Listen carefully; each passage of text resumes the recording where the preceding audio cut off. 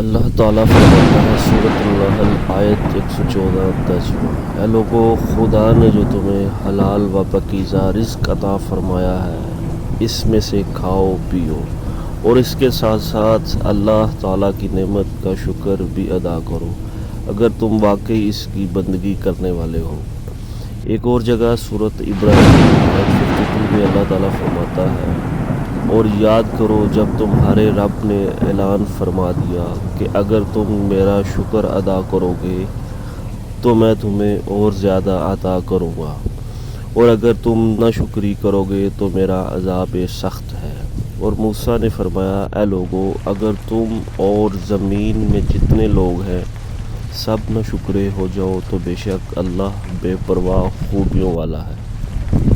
شکر سے مراد دوستو دل سے اللہ تعالیٰ کی نعمتوں کا اعتراف کرنا، ان نعمتوں پر دل سے اس کی حمد و ثنا کرنا ہے